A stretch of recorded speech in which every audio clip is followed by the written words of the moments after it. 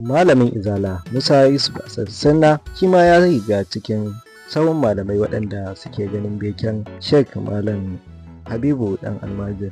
da kuma babban malamin nan Professor Ibrahim Mu'azzam Bishira waɗanda suka fito suka yi maganganu a bayan tattaunawar da aka yi da majalisar shura da Malam Lawan Triumph, inda malamin ya bayyana cewa waɗannan malamai sun faɗi son ransu ne kawai. Waɗannan zuwa ne dai a lokacin da ake ci gaba da tayar da ƙura bayan gama mukabala da aka yi ko kuma zaman tattaunawa tsakanin Malam Lawan Triumph da kuma malaman majalisar shura. Sai dai bayan an gama wannan tattaunawa ne Malam Mu'azzam ne Bishira ya fito yake bayyana cewa hujjojin da Malam Lawan Triumph ya gabatar wasu gamsar da majalisar shura din ba, da masu ba wai sun zauna domin su yi mukabala da shi bane, sun zauna ne domin kawai su ji hujjojinsa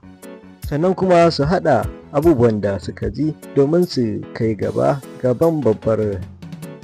kwamitin majalisar shura. Wai dalilan da aka ba su wasu ba su gamsu da waɗannan dalilan ba, bayan fa an kawo hujjoji cewa su ba su gamsu da waɗannan hujjojin ba. Tun farko dama mun ce idan so suke su saki Abdul Jabbar suna iya sakin shi, ba dole sai sun shigo da wata siyasa wacce za su yi amfani da ita ba kafin su kai ga cewa da wannan siyasa za su yi amfani da ita don su saki Abdul Jabbar.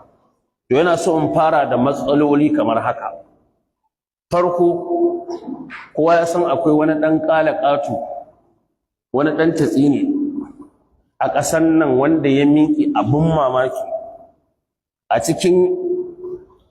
'ya'yan shehunan manyan ƙasar nan. Akwai wanda ina da bidiyon shi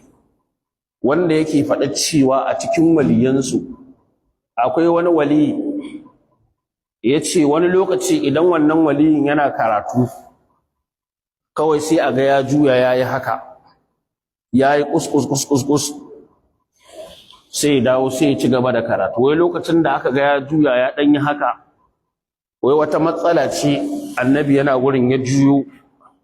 ya tambayi manzon Allah ita, sannan ya dawo ya ci gaba da karatu. To shi ne naga yana faɗa yana rubutu masussukan nan yana cewa wai shi a gurin shi gara masussuka da ya ce hadisan manzon Allah ƙarya ne da wai ahli sunna a gurin shi. Haka ya faɗa, wani ɗan shehi ne daga cikin manyan 'ya'yan shehunan ƙasar nan. To abin da yasa na kawo wannan gabar ta farko, shi wannan mutumin